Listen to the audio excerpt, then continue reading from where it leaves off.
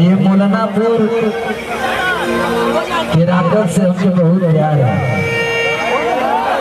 ना।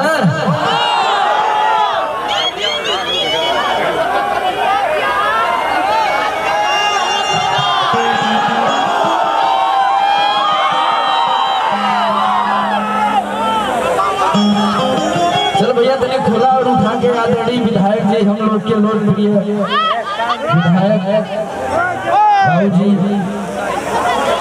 आप हमारे केराकत की मछली शहर जौनपुर की गौरव बन के उभरी हैं। मछली शहर की सांसद चुनी गई। एक बार जोरदार ताली उनके लिए भी होना चाहिए भैया।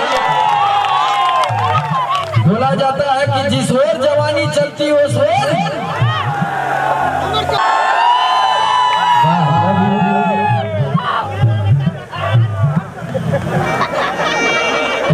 भैया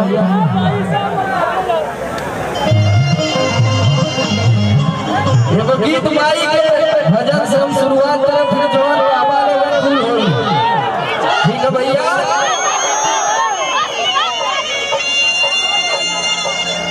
और मॉनिटर में खोल दीजिए भैया, थोड़ा और उठाइए भैया से बढ़ा दीजिए।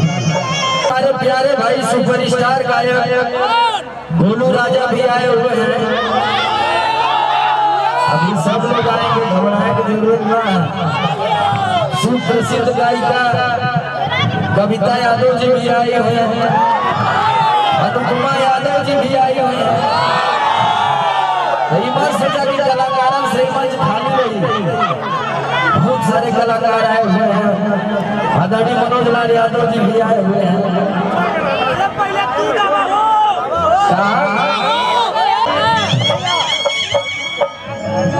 हमके कुछ चाहिए ना, खाली तुम्हारा आशीर्वाद मिल जाए तो हम बहुत खुश के पास तूने भाव से कहता भैया, कैसे कहता हो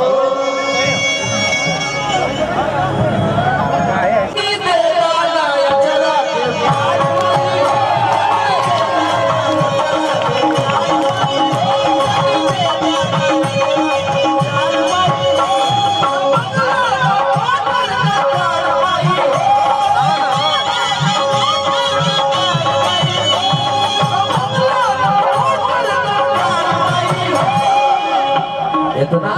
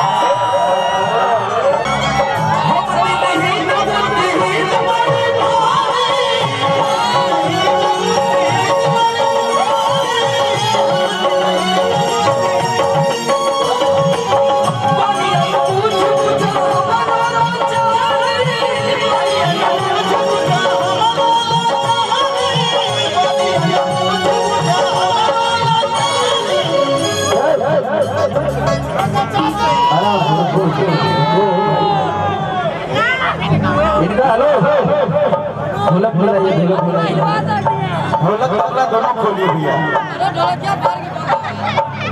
सबको खोलिए, हल्का खोलिए सब। तबला देखिए